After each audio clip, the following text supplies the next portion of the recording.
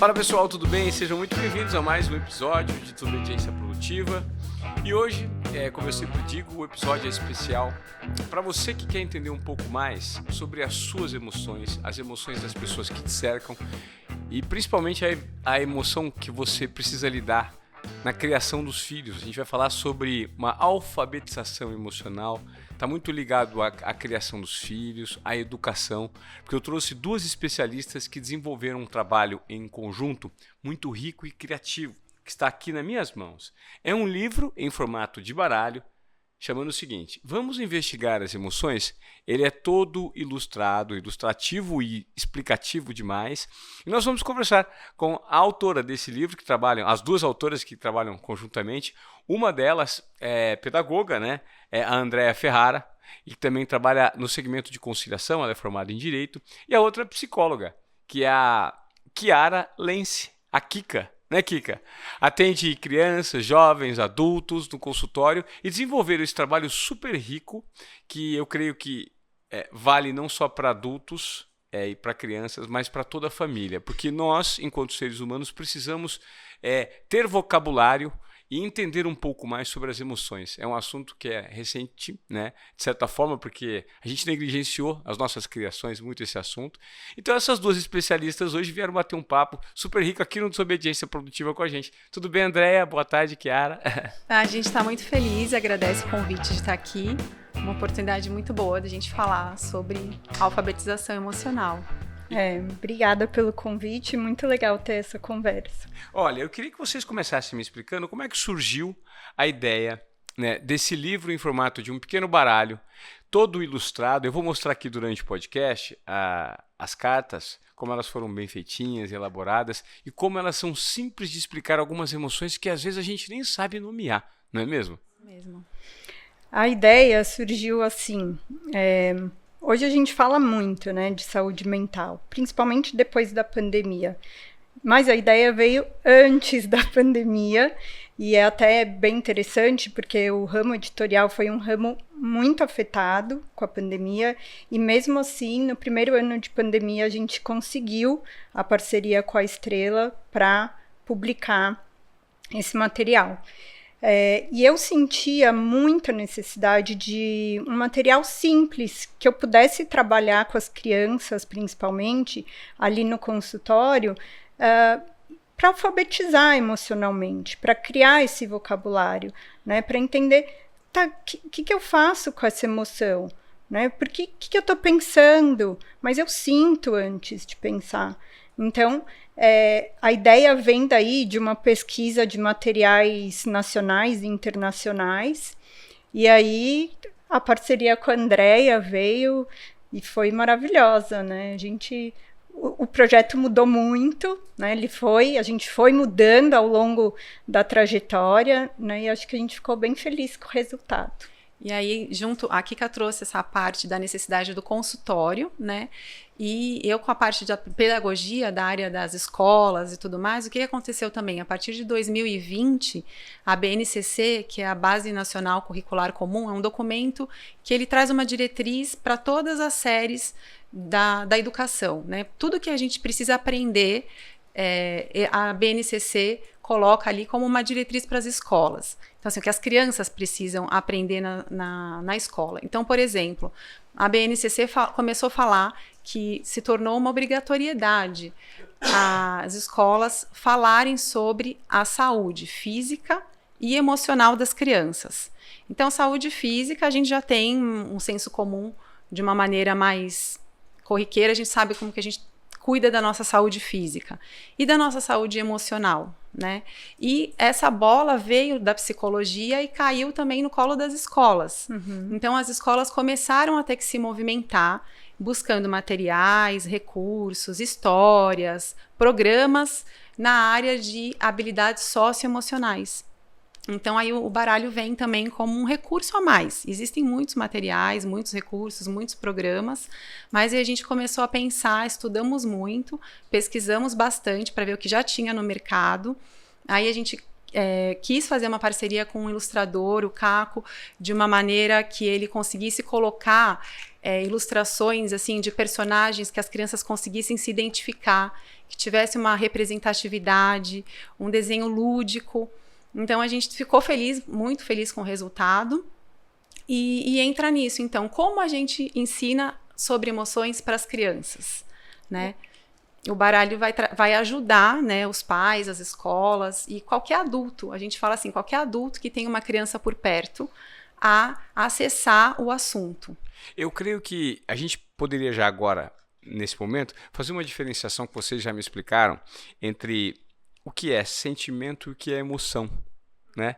Porque as pessoas muitas vezes pensam que a emoção ela só vem de um pensamento. E, na verdade, não é bem assim. E emoção também é diferente de sentimento, né? Então, a gente coloca no manual do baralho essa explicação de uma maneira didática. A gente fala assim, que no senso comum, no dia a dia, a gente vai usar emoção e sentimento como sinônimos. Não precisa ficar fazendo essa distinção, mas é legal a gente entender. Emoção é um programa de ações que o nosso cérebro, ele gerencia. Então, ele dispara uma informação para o nosso corpo todo. Então, a gente pode até fazer esse mnemônico. Emoção, ação. Sentimento, pensamento. Né? Até legal, combina para a gente poder conversar com as crianças sobre isso. Então, a emoção, ela é muito automática. É alguma coisa que, na maioria das vezes, ela acontece sem a gente até perceber. No campo da inconsciência. Algumas emoções ficam no campo da inconsciência. A gente até falou que, de repente, forma a nossa intuição, né? Aqui do desobediência produtiva, né? No tripé da desobediência produtiva, você fala muito da intuição. A gente acredita que todas as nossas emoções, elas formam um pouco dessa nossa intuição. Aquela coisa que a gente faz sem muito perceber por que a gente está fazendo, né? É algo que a gente simplesmente faz, é uma ação. Né? Então, a emoção é a ação. Ações que a gente, às vezes, não percebe. Então, de repente, um hormônio que caiu na corrente sanguínea é uma ação no nosso corpo, uma reação, né? Melhor dizendo. O coração que acelera, a boca que fica mais seca, sei lá, a pessoa que está assustada ficou pálida porque o sangue saiu do rosto e foi para as nossas extremidades, para no momento de luta a gente precisa de sangue nas extremidades do corpo. São reações. O sentimento, para algumas teorias, né, não tem unanimidade nisso, mas a gente seguiu essa linha. O sentimento, ele você pode chamar de sentimento quando você começa a tomar consciência da emoção e ela vem para a mente, para o seu pensamento. Então, você começa a pensar sobre a sua emoção, ela já começa a virar um sentimento. Ela já passa, vamos dizer assim, para um nível um pouco mais requintado, mais sofisticado, que você recruta também o seu raciocínio. E também, a partir daí, você começa a controlar um pouco mais, né? O que a gente fala. As emoções, elas não têm controle nesse início. Elas são muito automáticas, é uma reação. Mas quando você começa a pensar sobre elas, fazer uma alfabetização emocional, nomear, elas vão se tornando mais conscientes e mais racional. A gente começa a recrutar o nosso cérebro, o nosso raciocínio, para estar ali junto, ajudando a gente a lidar com as emoções. E a gente nomeia. Eu acho que o fato de nomear, você gera exatamente essa consciência, né? E consegue afinar a comunicação.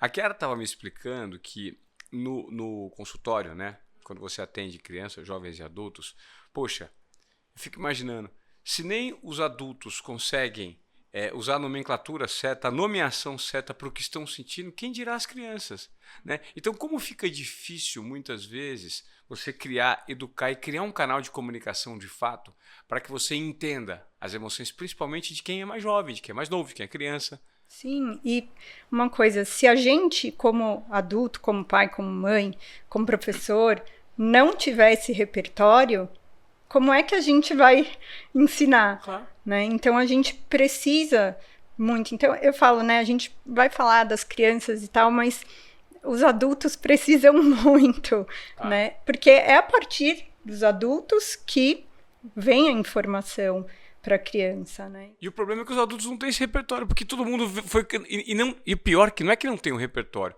não tem consciência que precisam ter. É que ele não sabe que não sabe, acha que sabe. Exato. É isso. Eu estava comentando com a Andrea sobre um caso de uma paciente que tem 23 anos, e dentro dessa alfabetização emocional, a gente vai falar em bem-estar, né? A gente não vai falar em alegria, as pessoas confundem. As pessoas acham que felicidade, alegria, é o que a gente sempre tem que estar. E, na verdade, não é. É uma emoção como qualquer outra. Ela vem e ela vai embora, né? O que a gente tem que ficar é no bem-estar.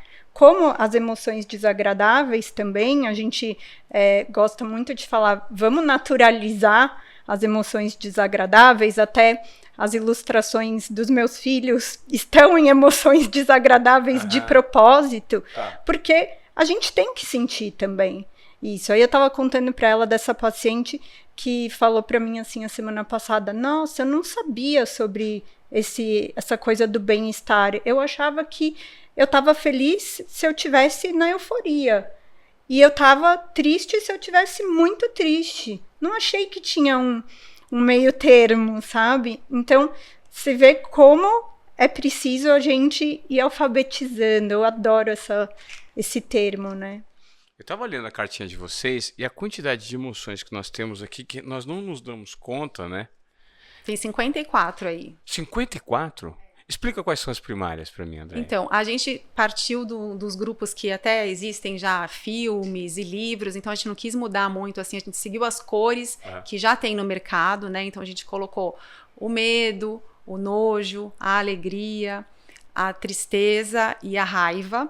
Também criamos o grupo do desconforto e da segurança. Então são esses 7 grupos que a gente chama de emoções mais básicas. Vamos dizer assim, que para as crianças muito pequenininhas, a gente pode começar por aí, com essas poucas cartas, né? A gente não precisa começar com 54, e depois vão aparecendo as emoções mais complexas. E aí você pode dar uma olhadinha aí, que tem...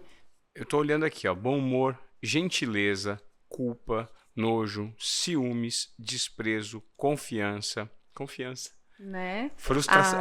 Desobediência produtiva, a gente colocou, tem aí na cartinha, tem a confiança, a coragem, que você fala muito, e a intuição, que a gente acha que é o conjunto. Que é o conjunto de tudo.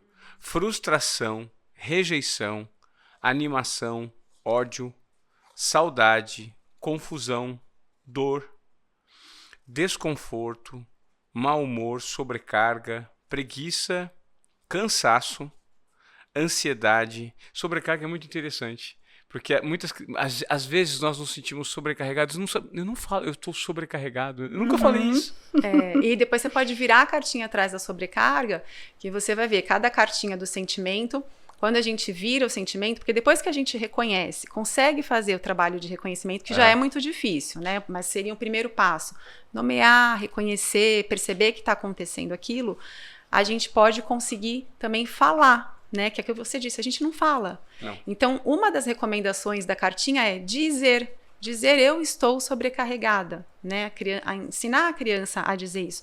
Ela não precisa escolher dizer isso no público, para qualquer pessoa, em qualquer lugar. Ela pode escolher dizer isso para ela mesma, né? Que ela já vai trazendo uma consciência para ela mesma.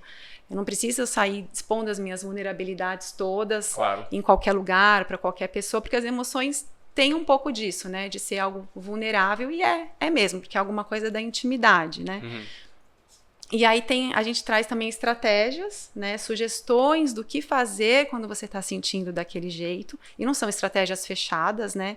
As crianças ou os professores, os adultos que estão usando a carta junto podem pensar em outras estratégias. E a gente traz ainda palavras sinônimos. O que mais pode parecer com sobrecarga? Então, no finalzinho da carga... né? Posso ler aqui? Assim, ó, não estou na parte de trás dessa cartinha, então assim, nós temos aqui, né, uma ilustração. Adoro, essa é a minha. É sua filha? Não, é a minha mesma. Constante. É a sobrecarga, isso aqui. Minha emoção constante. Então, sobrecarga é uma emoção. Aí atrás da cartinha, quando a gente vira, tem uns escritos aqui que são os seguintes. O texto diz, não estou dando conta. O que fazer com esse sentimento? Dizer, o primeiro tópico é dizer, abre aspas, eu me sinto sobrecarregado ou sobrecarregada. Dizer do que você gostaria ou do que você necessita. Fazer um intervalo, procurar um lugar que tranquilize, organizar a agenda, fazer uma lista de prioridades e rotinas, pedir ajuda, afastar excessos e focar atenção em uma única tarefa. Muita coisa para fazer, excesso de tarefas ou responsabilidade é o que caracteriza a sobrecarga. Como é interessante, porque vocês falam sobre o que de fato todos os seres humanos vivem e não nomeiam, porque isso não é um diálogo. E como a comunicação, a comunicação como um elemento usado, uma ferramenta usada de forma adequada, ela pode solucionar problemas de relacionamento quando você nomeia isso, não é, Chiara? Total, então os casais podem usar, é ótimo. Tem umas brincadeiras à parte. Sim, eu acho que antes de ser psicóloga, eu me formei em comunicação também. E acho que um pouco da criatividade vem dessa formação, né? E a comunicação, a falha de comunicação, é a origem da maioria dos conflitos, né? Então, se a gente consegue comunicar aquilo que a gente está sentindo, aquilo que a gente quer, é muito mais fácil. Então, imagina, eu gosto muito dessa analogia, imagina um bebê, um recém-nascido. Quando ele nasce, né, ele não pensa, o aparato cerebral não está desenvolvido, mas ele sente 1 milhão de coisas. E ele consegue comunicar o que é fome, o que é o desconforto da fralda. Então, ele sente, né? Então, a sensação, a emoção vem muito antes do pensamento, né? Mais do que pensar, as sensações, né? O bebê começa com a fase sensório, motor, então tá tudo mais no campo do sentimento do que no pensamento. O pensamento está ali, né? Ele existe, mas as sensações são muito fortes. E a comunicação, ela é essencial desde aí, né? Porque se eu não interpreto o que meu recém-nascido está querendo, né? O que vai acontecer? Como que vai ser? Então, imagina que a comunicação entre os seres humanos, inclusive, foi o que fez a gente evoluir, né? Senão, a gente não estaria aqui. Em lares, em processos de educação de filhos pequenos, a gente nota um processo de automatização. A maneira como eu fui criado é a maneira automática que eu acabo replicando como eu vou criar. Por mais que a gente ache que tenha consciência, a gente tem uma tendência muito grande. É a herança cultural, né? Não tem como. O ambiente que nos direcionou, né, e que nós vivemos anos e anos naquele espaço, tende a nos direcionar para repetir os mesmos erros e, eventualmente, os acertos também. Como é que vocês analisam esse processo hoje, relacionado à falta de conscientização de muitas pessoas? É um assunto que não se fala muito, por isso que eu acredito que vocês são desobedientes, produtivas e vanguardistas nesse tema. Vocês notam isso na prática? Eu queria que vocês também explicassem como é que é feito o trabalho coletivo, de conjunto, né, de vocês duas. Uma recebe no consultório, a outra dá um tipo de suporte. Como funciona?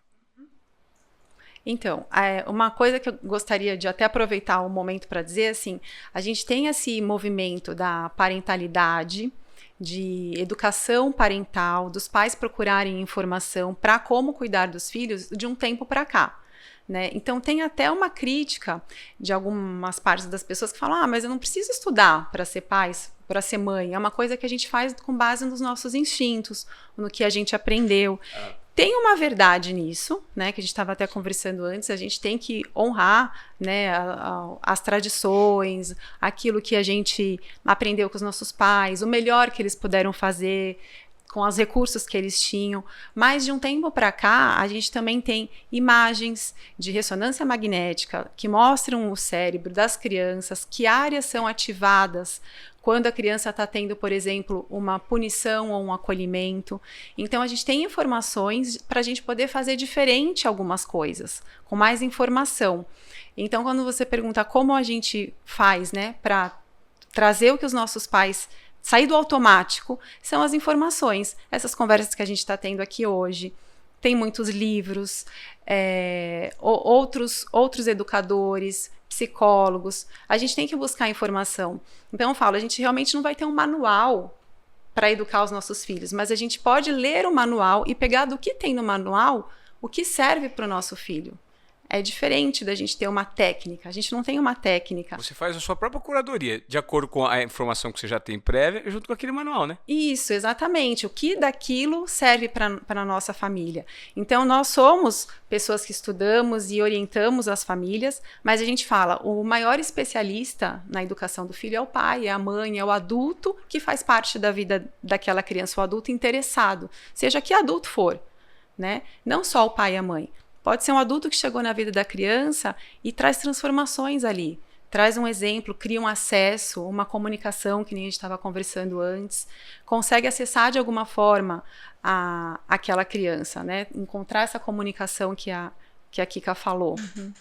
E tem que, para isso acontecer, tem que estudar, né? Então tem que estudar para ser pai e mãe. Porque se eu me pego numa situação prática e que eu não tenho ferramentas para lidar com aquilo, eu vou fazer o quê? Eu vou repetir, né, o que é da minha referência. Então, uma educação mais tradicional, as punições, né, que, acreditem ou não, são muito frequentes ainda, né? Então, se eu não sei o que fazer no lugar da punição, o que eu vou fazer? Eu vou punir a criança, né? Sem pensar que a gente fala muito isso, né, sobre a punição. Como que... Imagina você aqui, um dia que você não está se sentindo bem, está com um monte de problema, você vai produzir melhor aqui? Não. Ok, aí você coloca a criança num castigo. Você acha que a criança vai se sentir melhor ou pior? Pior. E aí, você acha que ela vai agir melhor ou pior da próxima vez? Talvez a analogia que a gente possa fazer, eu chego aqui cansado, estressado, cheio de problemas, aí o meu chefe vem, eu não rendi, ele me pune. Você vai ficar até mais tarde, você vai ter que fazer o trabalho do outro, porque você está hoje, você é um preguiçoso. Eu vou render mais? Não. E eu adoro essa frase, né? Você é preguiçoso, até passou a preguiça ali, porque assim, isso é uma outra coisa sobre as emoções. A gente tende a rotular a pessoa. Então, você é preguiçoso, você é invejoso, você é ciumento. A gente não é nenhuma emoção. A gente é a capacidade de sentir a emoção. Com mais ou menos recorrência. Né? Exatamente. Sim. Exatamente, com intensidades diferentes, né? Mas a gente é a capacidade, então a gente não é aquilo. A gente pode aprender a lidar com a emoção. Isso é uma das coisas na nossa pesquisa de material que a gente sentia muita falta. Tá bom, e agora? O que eu faço com isso? Mas o que eu faço com esse sentimento? E aí vem, né? Foi muito trabalhoso e muito intenso. Criatividade. Tem as cartinhas, né, das investigações também, da investigação. Então, além das 54 emoções, a gente tem 6 cartas que ajudam a gente a fazer esse tipo de investigação que você falou que é muito importante.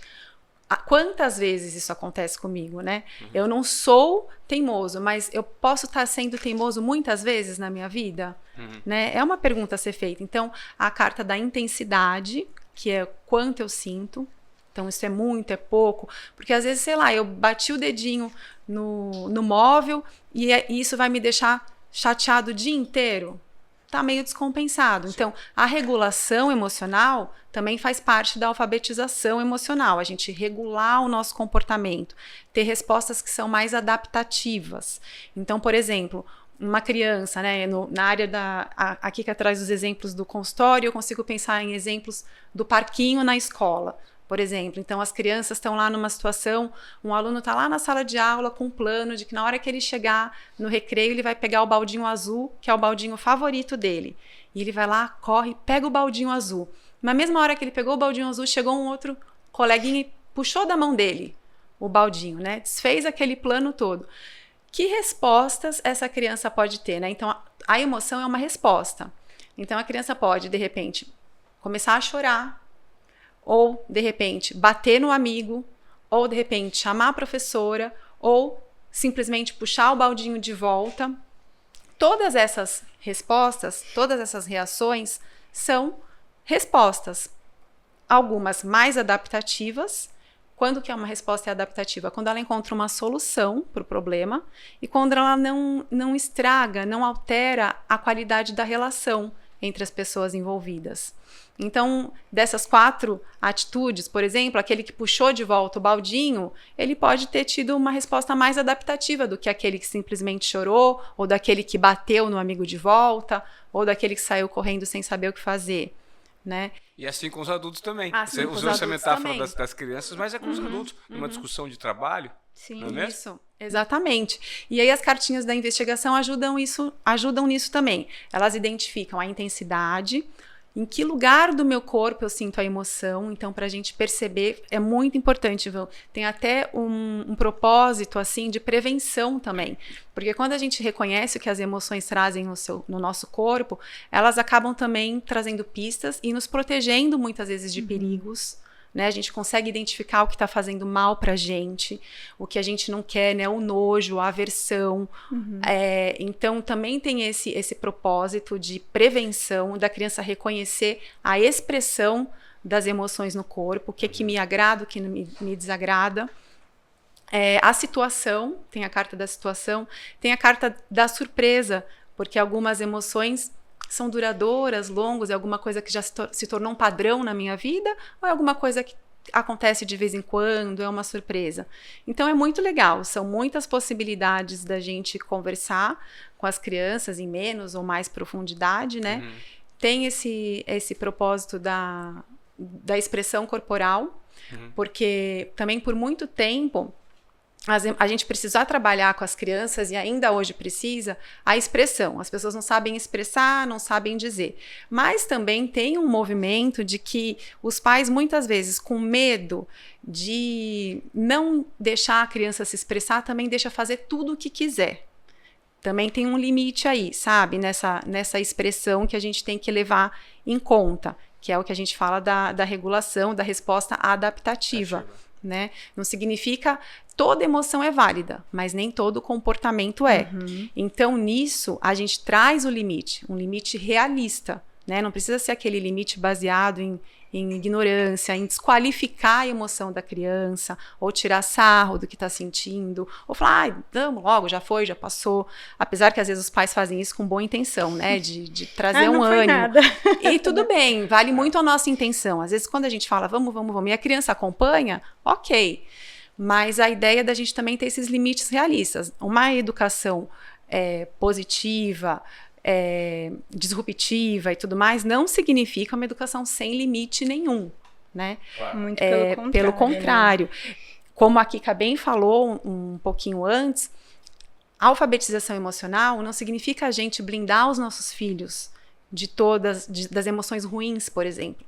Não significa tirar a frustração do pacote, né, manter o nosso filho sempre feliz. Não é só baseado no bem-estar. Tem muita gente que pensa isso. E a escola antigamente ensinava, hoje a escola tem que acolher, né? A geração mimimi, geração floco de neve, tem que ter acolhimento para tudo. Não é isso. Se você prestar atenção e fizer uma alfabetização emocional realista, você não vai tirar o seu filho do sofrimento, você vai orientá-lo, ajudá-lo, trazer condições para que ele suporte isso. Suporte os pequenos sofrimentos, os altos e baixos da vida, entenda que todas as emoções são naturais, né? Tudo isso... É que nós temos uma tendência, eu estou falando agora um pouquinho como pai, em alguns momentos a gente gosta tanto, que é tão bem-estar, principalmente no meu caso, pai separado, né? Que lida muito com situações de culpa, de não saber se eu estou fazendo certo, se o direcionamento é adequado, porque a gente fica aquele pesar, né? Poxa, o que eu gerei na cabeça dessa criança por conta de uma atitude minha e a da mãe dele que separou, faz com que tenham que trocar de lado toda semana, uma semana está aqui, outra semana está lá, enfim. E aí a gente tenta, por compensação mesmo, até de atitudes subconscientes, né, de um comportamento, às vezes automático, que a gente adota, compensar. Mas eu não tenho o que fazer, então faz isso aqui. Esses dias eu estava com a Mel, ela falou assim, pai, mas aí você tirou... Ela estava com... Eles não têm smartphone, né, assim... Tem um que usam para jogar, mas é como se fosse um tabletzinho. Nossa, super pontos para você, porque... não tem. Difícil hoje. Não tem, ela tem 10 anos. E eu acho que até preciso ver essa questão, porque é uma questão de comunicação, facilita muito, né? Sim. E tem o WhatsApp nesse. Eu consigo falar no WhatsApp, mas eles revelam. Aí eu falei assim: não, agora é só segunda-feira, vamos pegar. Vocês estão brigando por causa disso aqui. Isso aqui não é motivo de briga. Vocês estão se estapeando, os dois se estapeando. Agora eu falei, mas o que eu vou fazer? Eu falei assim: não tem nada para fazer. Eu falei assim: Elide, se não tem nada para fazer. Você acha que a vida é só o tédio? Você tem que aprender a lidar com o tédio, seja criativa. Vá procurar alguma coisa para você fazer, né? Mas eu também tenho a tendência de muitas vezes... mas você não tem que fazer. E me sinto às vezes culpado por eles não terem. E sem perceber, vou lá e tento encontrar uma solução que eu não precisaria. Eles deveriam lidar com essa situação. Eu acho que muitos pais fazem isso, né? É uma tendência a super proteger, a gerar aquele ambiente o tempo inteiro perfeito. Poxa, eu fui criado numa cidade, e eu falo para as pessoas que, se você me perguntar qual que era a minha maior diversão, eu tinha duas. A primeira era descobrir pé de goiaba. Pegar a bicicleta e sair rodando, descobrindo onde tinha um pé de goiaba. Chico Bento total. E a segunda era descobrir uma caixa de marimbondo. Pra quê? Pra tomar o mel. Mel de marimbondo. Porque mel de abelha é difícil. Abelha é Europa. A gente derrubava a caixa de marimbondo pra pegar o mel. Pra chupar, porque interior, anos 80. Tomar um picolé não era algo tão simples como hoje. Sabe? Comer uma barra de chocolate, não. Então eu queria açúcar, eu queria mel. E pra mim a diversão era mel. E goiaba, a gente comia goiaba, andava com um saleirinho, goiaba verde, que não esperava ficar madurinha, né? Comia goiaba verde com sal. Então quando eu descobri um pé de goiaba, chamava no máximo meu irmão, pra gente rapelar o pé. Então, toda essa vida relacionada à natureza, isso me trouxe uma riqueza tão grande, uma criatividade, que eu noto que hoje, principalmente numa cidade como São Paulo, é impossível de ser replicado. Eu nasci em Presidente Venceslau, né? Então, como às vezes a gente precisa nos comportar, nós pais, né, para não usar o automático e querer dar aquele conforto. Isso é muito recorrente, né? Não, com certeza. A gente... Bom, você falou de várias coisas que dão N temas de podcast, né? Separação, culpa, educação tecnológica, enfim, mas vamos tentar... Vamos destrinchar aos pouquinhos. Outro dia a gente volta para falar dos outros temas. Mas assim, eu acho que o ativo que a gente fala, né, ele é muito importante. Só que a tecnologia, ao mesmo tempo, também é uma realidade, né, das nossas crianças. Então, a gente não tem mais crianças que nasceram sem internet. Então, é um recurso. E aí, eu gosto de dizer assim que, paralela à educação emocional, à alfabetização emocional, a gente também precisa de uma alfabetização da tecnologia. Porque não é só o limite de horas, que, então eu vou dar 2 horas e pronto. Não é só isso.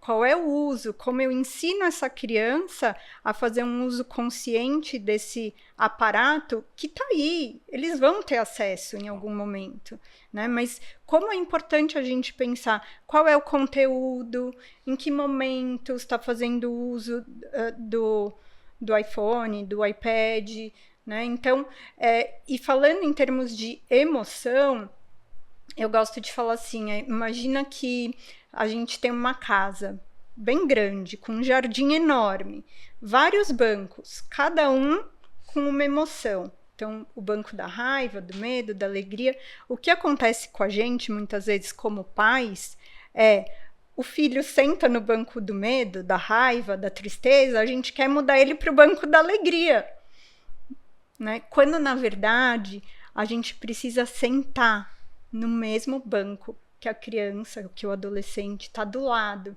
né? E viver com ele aquela emoção. Então, acho que uma dica muito legal para isso, para os pais, né? Para você como pai, é se perguntar, peraí, eu estou querendo que ela fique bem, que ela fique alegre, ou eu estou sentada aqui no mesmo lugar que ela do tédio, né? Então, então, o que a gente vai fazer com esse tédio? Vamos pensar alguma coisa. Vamos buscar uma ideia num livro, vamos conversar sobre o quê? A gente tem tantos recursos de baralhos, assim, que puxa a conversa, e aí você vai indo, né, e acessando outras coisas, que não só ali a tela, né? Quando você me explicou um pouquinho antes da gente começar a gravar, que o trabalho conjunto de vocês, às vezes começa, né, com um atendimento no seu consultório, em que os pais acham que o problema está nas crianças. E muitas vezes você identifica que isso não acontece. O problema está na comunicação dos pais com a criança.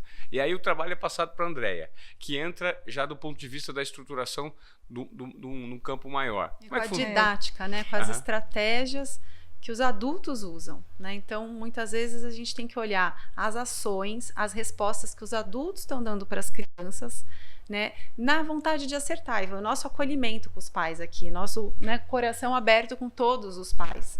Apontar o dedo, você faz errado. Até porque a gente que estuda, alguma. Que tem a nossa profissão é essa, a gente também falha e funciona e vê as coisas com os nossos filhos acontecendo e pede ajuda para outras pessoas com os nossos filhos também, né? Mas então a gente tem que ter esse olhar, a gente tem um olhar de acolhimento para os pais também. Do mesmo jeito que a gente fala que as crianças têm que ser acolhidas, os pais também. Então um pai que chega falando que está com uma sensação de culpa ou de não sei o quê, vamos olhar essa emoção, vamos sentar junto nesse banco da culpa, que nem a Kika agora colocou, e vamos ver o que ela transmite, porque toda emoção traz alguma informação. Por isso que o baralho chama Vamos Investigar as Emoções, porque a gente traz essa ideia lúdica das emoções serem pistas. Então, traz alguma pista pra gente esse sentimento. Não vamos só querer sair dele rapidamente. Claro que a gente não vai querer mergulhar e ficar afundado em nenhuma emoção, né? A gente quer sair dessa emoção, mas a gente sabe que essa emoção vai levar um tempo. Às vezes a culpa ou sentimentos mais desagradáveis são como um túnel que a gente tem que atravessar. Né? Então vamos chegar junto lá desse outro lado e ver o que tem de mensagem aí. Mas então o trabalho vem nesse sentido. Às vezes a criança vem como a esponja da família, né? Eu me especializei numa visão sistêmica dentro da psicologia, né? Porque eu acredito mesmo que a coisa é sistêmica, é um sistema, a gente tá na relação, a gente existe na relação, a gente não existe fora da relação. Nós somos seres extremamente sociáveis. E aí, quando a criança vem, claro, às vezes tem questões, sempre tem, da própria criança, tem a demanda dos pais, né? Eu falo, tá bom, vocês estão me falando tudo isso, mas geralmente a demanda da criança não é a mesma demanda dos pais. E como é que a gente cuida disso de uma forma sistêmica, né? Então, eu tô ali cuidando da criança, tá, mas eu tô vendo que lá na casa, eu tô 45 minutos uma vez por semana, mas eu vejo e sei pelo que a criança traz na brincadeira, na fala, que na casa dela ela tá apanhando, por exemplo. Então, se ela tá apanhando, então esses pais não têm outro recurso, né? Então, eu preciso ensiná-los, mas muitas vezes para não contaminar o ambiente terapêutico, tal, aí a Andrea vai e faz, né, a orientação e vai dar todas as ferramentas para esses pais lidarem de uma outra forma. Né? E às vezes as famílias, até por uma certa resistência que tem algumas famílias com terapia, você fala, é um curso de 3, 4 encontros, alguma coisa pontual. Então, o pai não se sente tão preso, assim, eu vou ter que ficar numa terapia. Às vezes tem esse pensamento, né, que não deveria existir, porque do mesmo jeito que a gente faz um exercício, que a gente cuida da nossa alimentação, do nosso sono, a longo prazo, a emoção também, às vezes a gente tem que cuidar a longo prazo. Mas, às vezes, tem uma receptividade maior, você ter uma conversa pontual com os pais. E às vezes também é necessário, é só uma viradinha de chave. Legal. Então a gente traz só algumas estratégias, algumas dicas que já são suficientes. E esse trabalho está acessível, por exemplo, aqui, o público que está acompanhando aqui o nosso podcast, Desobediência Produtiva, e que eventualmente quiser ter acesso a esse trabalho de vocês. Poxa, estou com uma dificuldade muito grande com os meus filhos, eu já estou na fila, eu não sei como funciona, mas é justamente essa a pergunta, né? Eu queria entender, poxa, como é que a gente pode eventualmente acessar vocês e ter esse combo do trabalho de vocês? Ele é por um longo período, ele pode ser já um recorte do que vocês acham necessário. Vamos fazer por um mês um acompanhamento para a gente tentar investigar, de repente existe uma consulta preliminar. A gente chama de sensibilização, né? Esse curso aqui, por exemplo, inicial que a gente oferece de 3, 4 horas, são 3, 4 encontros, pode ser uma conversa só, às vezes, né, é suficiente para alguma questão pontual com os pais. Pode encontrar a gente pelo meu Instagram, pelo Instagram da Kika. E cada família é uma família, cada criança é uma criança, né? Então, a gente vai muito pelo qual é a tua necessidade, né? Eu preciso entender de onde você vem, como é que você cria seus filhos, por que isso aconteceu, né? Então, ir atrás dessas origens e entender qual que é o contexto cultural dessa família, né? O que é importante, quais são os valores dessa família. E aí, às vezes, tem gente que quer ficar direto fazendo, e tem gente que só, virou a chave mesmo, numa conversa de 3 horas ali, resolveu porque era uma coisa muito pontual. Então, depende muito, é bem específico. Tem família que faz na infância e depois os filhos crescem um pouco, passa para a fase da adolescência, aparecem novas questões, voltam com outras questões que apareceram. Porque é assim, né? A gente vai passando de fase.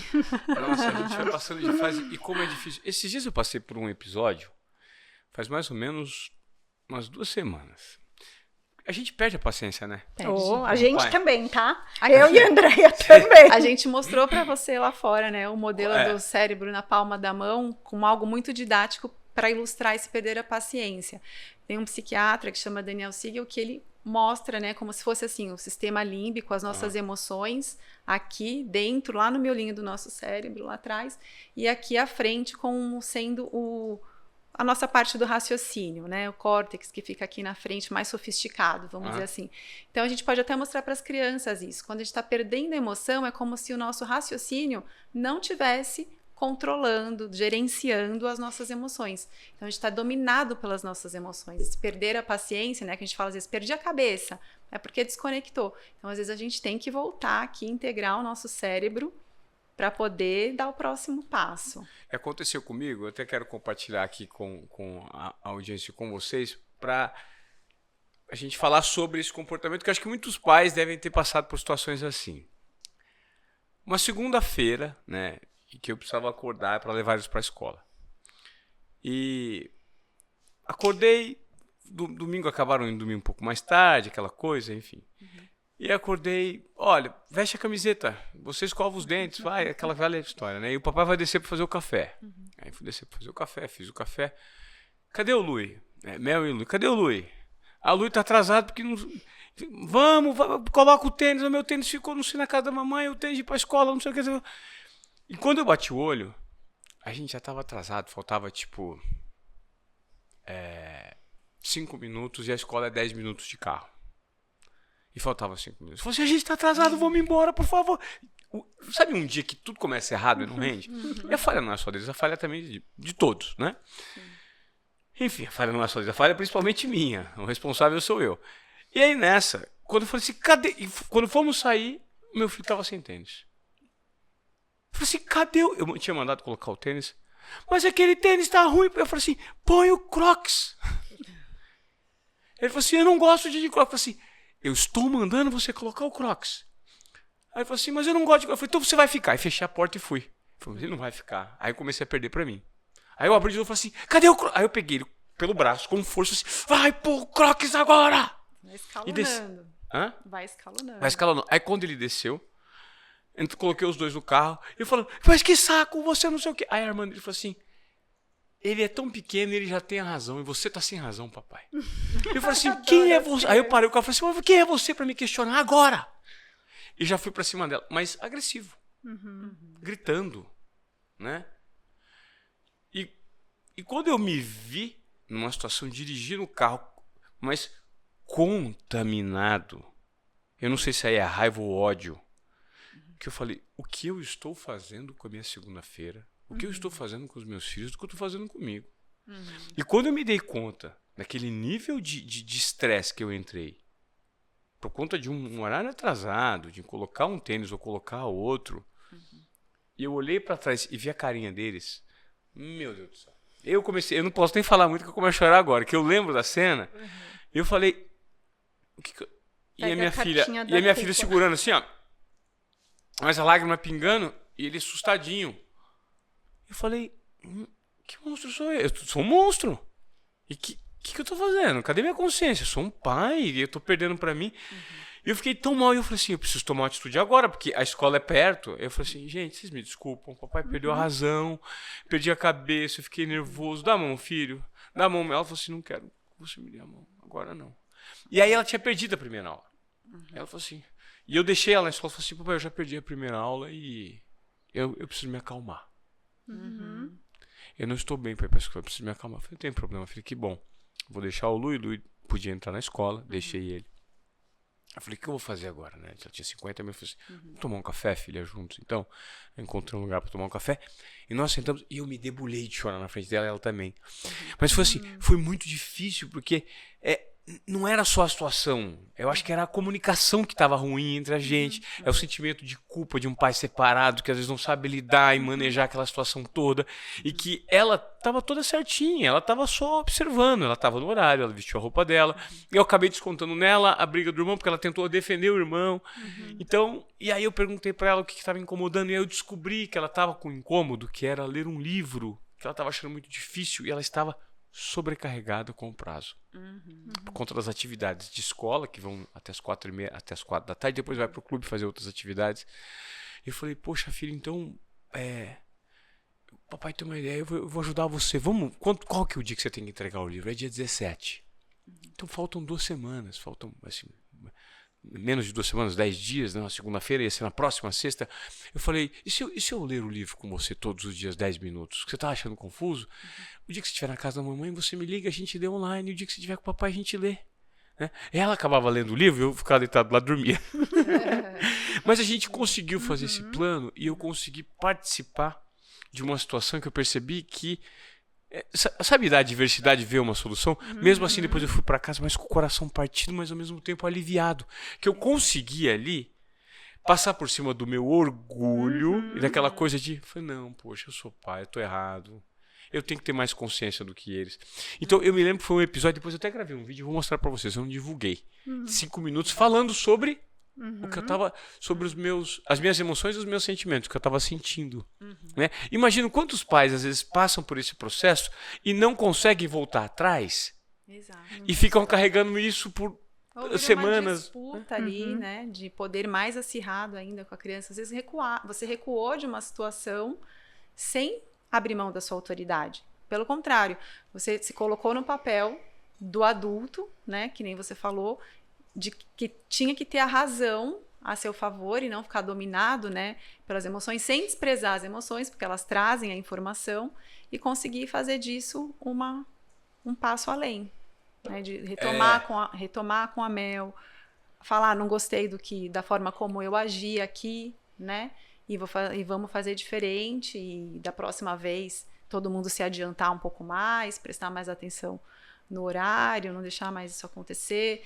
E o choro que você falou, né, que é muito interessante, que acontece também muito com as crianças, o choro que parece à toa, parece que você está chorando só por causa daquela cena, e na verdade não, né? Às vezes tem outras coisas carregadas, e isso acontece muito com as crianças também. Muito, faz parte desse repertório que a gente fala da inteligência emocional, às vezes também prestar atenção nisso. Tem um choro que parece à toa ali, nossa, mas está chorando por isso, ou nossa, teve essa explosão de raiva toda só por causa disso, e às vezes aquilo é só o momento onde a criança está se sentindo mais à vontade de demonstrar o desmantelamento, né, que a gente fala. Acontece um desmantelamento às vezes com a gente também, com os adultos também, por toda a situação. Você foi contando, né? Eu fiquei pensando aqui, que valioso, né? Porque você fez uma coisa que muitas vezes a gente tem que ensinar os pais a fazerem, porque é a coisa do pedir desculpas, do voltar atrás. Então, não é muita gente que chega assim no consultório ou para orientação de pais, enfim, para a Andréia também, acham que a gente não tem problema nenhum em casa. Né, que a gente nunca perde a paciência, que a gente sempre sabe o que fazer. E não é assim. A gente perde a paciência, sim. O negócio é, o que eu faço depois que eu perdi a paciência? Né? Então, nesse momento, você teve a oportunidade de mostrar a tua vulnerabilidade, né? Que não fica aquela coisa da perfeição dos pais, o pai super-herói, a mãe super-heroína, e chega uma fase que isso, né, se desfaz, se dissolve. Não, eu mostro qual que é a realidade. Eu não sou perfeito, né? Eu tenho questões. E aí eu peço desculpa, né? E eu gosto de falar desculpas, é um exemplo que eu adoro, porque você vai no parquinho, na escola, e aí o que você mais vê em conflitos de crianças é o pai e a mãe falando, pede desculpa, né? Mas a criança, ela não está culpada pelo que ela fez. Foi uma reação que ela teve ali, né? Que para ela foi muitas vezes de se defender ou de ir por um impulso, né? Se eu falar, e aí o que a criança lê? A criança lê a entonação, né? A criança lê a minha linguagem corporal. Se eu falar, fala cachorro, né? Do mesmo jeito que eu tô falando, pede desculpa, a criança vai falar, né? E o que eu tô querendo? Tô querendo ensinar o remorso, né, para a criança, aquilo que é certo, aquilo que é errado. E como é que eu faço isso? Por modelo. Então, cara, meu pai, minha mãe pedem desculpa. Eu também posso pedir desculpa. Agora, se eu tenho um pai e uma mãe que eu percebo que erram também, porque todo mundo erra, e não pedem desculpas, como é que eu vou me desculpar, né? Então, isso é muito valioso. Então, numa situação de conflito como essa, vale muito mais você observar o que está acontecendo, você valida o que a criança está sentindo, né? Aquilo que a outra criança está sentindo. Ah, então você bateu. Como você acha que ela está se sentindo? E isso acontece muito em casa, né? No conflito entre irmãos. Uhum. Então, como você acha que está se sentindo? Assim, eu vou desenvolvendo a empatia que tanto se fala hoje em dia, né? Também. Então, olha como é uma rede super complexa, né? Super complexa e valiosa que a gente precisa investigar. E você está me falando, um sentimento que ficou depois para mim, isso aconteceu de manhã. Eu consegui manejar isso minimamente para eu conseguir o meu dia ficar bom. Né? Eu falei, senão minha semana vai acabar. Se eu deixar isso passar, eu ainda tenho tempo de resolver. E aí eu resolvi, pronto. E aí, mesmo assim, como eu não tive a oportunidade de ter a conversa com o meu filho, eu fiquei pensando, eu queria conversar com ele à tarde, será que ele está com raiva de mim? Né? E aí eu me lembrei da minha experiência. Eu fui criado justamente por uma falta de consciência da minha mãe, né, e de recurso, com muita violência, muita agressão, né? E eu era o irmão mais velho, eu apanhava, mas eu apanhava muito. Mas eu apanhava de ficar marcado, a minha mãe não tinha outro recurso, né? Eu sou apaixonado por ela. Entre ela e meu pai, né? Meu pai foi muito ausente na criação, ela muito presente. Então, sou muito grato pela criação, mas foi tão violenta e tão agressiva, sabe? De ficar com o corpo marcado. Coitada da minha mãe, tomara que ela não esteja ouvindo esse podcast, mas ela me batia. Hoje, o juizado da infância e do adolescente tinha me tirado a guarda, porque era o recurso que ela tinha. Mas eu me lembro que, depois de tomar uma surra, o sentimento não mudava, porque não muda, né? A criança não deixa de gostar do pai pela bronca, pela raiva, e a gente só precisa entender de que forma a gente maneja isso com a melhor ferramenta possível. E a violência, ela não é um caminho, né? Isso é muito importante que você trouxe, porque quando a gente está conversando de educação, muitas famílias falam isso. Ah, mas eu apanhei, eu amo a minha mãe e sou grata a ela. Não muda o sentimento, né? ou eu sobrevivi. E não é isso. Sobre você escolher outros caminhos, não tem a ver com não funcionar. Funciona. Esses limites, dado o reforço punitivo ou mesmo uma agressão, um tapa funciona ali momentaneamente para resolver a situação, até de uma maneira mais rápida às vezes, né? Manda quem pode, obedece quem tem juízo e vamos, né? Então funciona, só que não precisa ser assim, né? Ninguém vai ser traumatizado ou vai desgastar a qualidade. E assim, e você não foi só que você só passou a vida apanhando. Você teve muitos momentos de acolhimento com a sua mãe também, com certeza. Claro. É que o nosso cérebro também vai direto nas situações. A cola da nossa memória é muito maior para os acontecimentos ruins, para os negativos.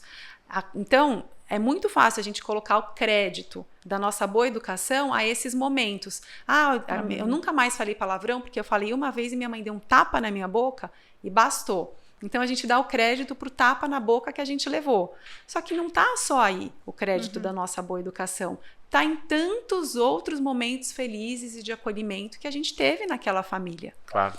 Só que o nosso cérebro vai naquela cola, entendeu? Então, a gente acaba dando todo o mérito, muitas pessoas, ao tapa, à bronca, né? Então, aí, com isso, os pais ficam com medo de não repetir igual e de deixar uma criação muito solta, muito permissiva, muito lenga-lenga. porque a gente tem essa cola do nosso cérebro que ele é mais pessimista por questões de sobrevivência, muitas vezes, né? E por isso que é tão necessário a gente revisar os nossos hábitos e costumes, né? Isso, Ivan. Por isso que a gente tem que ter essa consciência sobre o que a gente pensa, sobre o que a gente sente. E a gente está começando a ter uma geração de pessoas que falam, eu também nunca apanhei e sou uma boa pessoa. Sim. Aí é que a gente vai também começar a se aliviar e ganhar confiança nesse caminho, né? Porque até então a gente conhece muito poucas pessoas, né, que podem dizer, nunca apanhei, nunca fiquei de castigo. Tem poucas pessoas. Sim. Você está contando o seu caso, se eu for contar um caso eu vou lembrar, a Kika também deve lembrar, mas está começando a vir uma parte de pessoas que falam também sou uma pessoa responsável, também lido bem com os limites, sou uma pessoa resiliente e nunca apanhei, né? Então também isso a gente espera ouvir mais. Que legal. Acho que o grande lance, assim, é a gente repensar, né? O que é a educação, o que é a criação. Porque a gente fala assim, bater em animal é crueldade, bater em mulher é covardia, e bater em criança é educação. Né?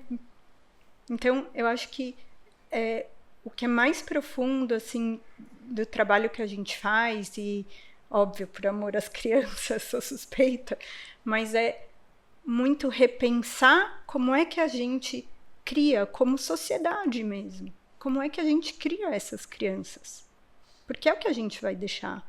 E isso tem a ver com a escola, tem a ver com a família, tem a ver com todo mundo que está ali no sistema da criança, né? Então, acho que repensar. E já vale a pena, que eu já encontrei umas pessoas, e a Kika também, que a gente encontra, às vezes, na família, ou amigos, fala, mostra o filho assim, fala, vai lá, fala obrigado que você não levou umas chineladas por causa do que a gente leu, ou porque a gente ouviu, pelo que elas estão comentando, o que elas estão fazendo. Legal. Isso já é muito legal, né? Muito. 2 famílias que guardam o chinelo, já é um ganho pra gente. E se a gente chegar em famílias que consigam fazer uma narração das emoções com a criança, então, junto com a criança, falar, filho, tô vendo que o baldinho estava na sua mão e o amigo puxou o baldinho. Aquilo que você falou, a gente não precisa intervir na situação resolvendo nada. Às vezes a gente faz uma narração neutra do que está acontecendo e deixa as crianças fazer uma autocomposição ali, um pouco da conciliação, que a gente às vezes atravessa o caminho. Às vezes a gente chega com as soluções, com tudo, e a gente pode usar bastante essa ferramenta da narração neutra. Eu estou vendo que você, o sapato está aqui na porta e está chegando a hora de ir para a escola. Né? A gente vai fazendo uma narração do que a gente está vendo. Isso ajuda a gente a se manter no raciocínio, a não ser dominado pela emoção. A narração ajuda não só a criança, ajuda também o adulto. Porque quando a gente coloca em palavras, a gente ativa um pouco mais o córtex do que o sistema límbico. Perfeito. Você soltou uma ferramenta incrível agora. Eu estou olhando, faltam 10 minutos para a escola. Eu já te pedi 3 vezes para você colocar o tênis. Seu tênis está lá. Você vai pegar o tênis, não vai dar tempo. O que você vai fazer? Né? Eu vou ter que brigar? Porque eu já te pedi 3 vezes. Você vai fazer? Como é que nós vamos resolver esse problema? O problema está colocado aí. Como a gente vai resolver? Qual que é a responsabilidade? Qual que é a minha, né? Pode ser frases curtas. O tênis está na porta. O tênis já deveria estar no pé. Sabe, coisas assim? Frases curtas, narração neutra, sem trazer muita coisa, às vezes já funciona. A criança já se auto-percebe. E é interessante, né? Quando você tem a oportunidade de conversar com a criança, e aí você pode até fazer uma volta à sua infância, né? O que é apanhar? Né? Como a criança se sente? O que ela pensa? E que oportunidade que ela tem de falar isso para o adulto? Né? Então, eu me lembro de um caso do consultório, ele já era meu paciente há algum tempo, e ele chegou contando que tinha levado umas chineladas no estômago, que já me embrulhou, né? Mas, vamos lá. E aí eu fui conversando com ele, trabalhando isso. O que você sentiu? O que você queria fazer? Como foi? O que você queria dizer para o seu pai? Né? E aí a gente foi trabalhando isso, e ele chegou no final da sessão e falou, a gente pode escrever uma carta pro meu pai, contando como eu me sinto quando ele faz isso? Eu falei, Vamos fazer isso. E vamos colocar mais. O que você gostaria que ele fizesse nessa situação? Nossa, que legal. Né, eu gostaria que ele me colocasse no quarto para pensar, enfim. Então, que oportunidade você teve de falar para sua mãe? Você não deixou de amar, claro, mãe e pai, mas que oportunidade a gente tem de dizer como eu me sinto com aquilo?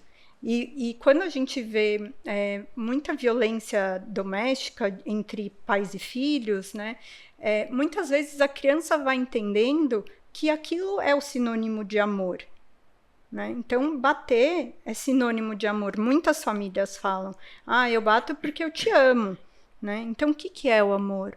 Né? É um amor violento? E como que eu vou me relacionar lá na frente, adulto, com a outra pessoa? De que forma vai ser? Provavelmente de uma forma violenta também. E ainda como você falou, a criança não questiona o amor da mãe. Porque quando a mãe ou o pai está sendo agressivo, não precisa ser só bater, pode ser uma humilhação moral também, pode ser um afastamento, pública, né? retirar o amor, né? Sim. Virar as costas, ter um distanciamento, isso também é um tipo de violência. A criança não questiona o que ela sente pelo adulto, às vezes ela questiona o próprio valor dela, né? Que é um pouco mais complicado, né? Onde está o meu valor?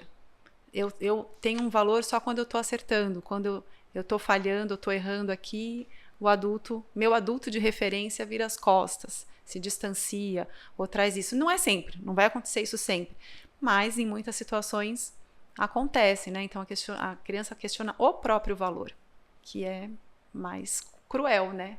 E sabe o que eu acho que é o mais importante, Andréia? Você falou assim, acaba sendo cruel. E como nós, pais, eu vou me colocar nesse papel, e como nós, às vezes, sem perceber, nós somos cruéis. Com atitudes impensadas. Né?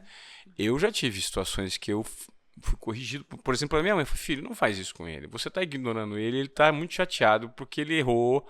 E eu falei, nossa, eu precisei de, às vezes, um elemento exterior para ter consciência. Então, o que eu acho que fica aqui, pelo menos essa conversa que nós tivemos, é que é muito importante para quem está nos acompanhando, e que é pai, que é amigo, e que é companheiro, que é marido, que é esposa, namorado, namorada, é que a gente busque, né, conscientização de acordo com esse baralho tão lindo e tão simples que, poxa, agora que eu tive a explicação, a Andréia já tinha me mandado esse livrinho baralho há um tempo, ele tinha sumido porque eu estava no mundo Deus, há uma semana eu encontrei, e agora eu certamente estou mais interessado por ele que por meus filhos, assim, porque é tão interessante, né, a gente ir atrás de elementos de informação, de educação para gerar consciência, para a gente melhorar relações interpessoais, por meio das emoções, dos sentimentos. Então, eu creio que essa conversa hoje que nós trouxemos aqui, ela serve muito, não só para quem é pai, mas para quem é pessoa,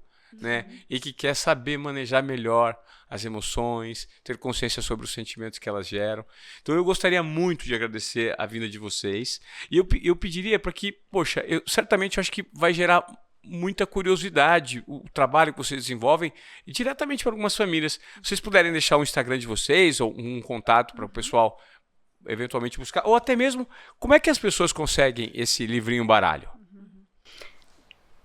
Pode entrar em contato com a gente pelo Instagram. O meu pessoal é Andréa F. Ferrara. Tá bom. E o da Kika? O meu é Kika Lense. Tá. Tudo junto. Kika Lense com K. K-I-K-A Lense. Tá bom. E aí elas podem acessar, enfim. Podem nos acessar, tirar dúvidas, mandar experiências, a gente adora. Tá a gente consegue mandar o baralho pessoalmente. A gente consegue mandar, mas também está à venda nas principais livrarias, na Amazon também. Ah, que incrível. Então, tá disponível na Amazon? Tá disponível sim. Que legal. Né? Então, e acho que é isso, a gente foi caminhando para o viés da educação e das crianças, né? Mas quando a gente amplia e fala em saúde mental, a alfabetização emocional é um pilar, né? É o principal pilar. Então, acho que essa é a nossa proposta, por isso que ele atende todas as faixas etárias, né? Muito bom. Meninas, obrigado mais uma vez, tá? Obrigada e eu gostaria a você. que, se você veio até aqui nesse podcast, por gentileza, amplifique essa voz, porque aqui a gente quer gerar transformação, a gente quer gerar provocação para que você possa colocar em prática na sua vida pessoal, na sua vida profissional e gerar consciência sobre eventuais pontos cegos que você não está enxergando. Esse é o propósito do nosso podcast, Obediência Produtiva. Gerar uma consciência e contribuir com a sua formação, com o seu nível de consciência, com a sua educação. Então, compartilhe esse episódio, é um favor para mim e para os entrevistados, significa muito, né? É esse crescimento orgânico que a gente tanto procura e é isso, é uma construção de uma jornada. A gente teve aqui essas duas maravilhosas educadoras hoje que nos ensinaram bastante. Eu espero que você compartilhe. Mais uma vez, obrigado, Andréia. Obrigada e obrigado, a vocês. Kika. Obrigada a vocês. Obrigada.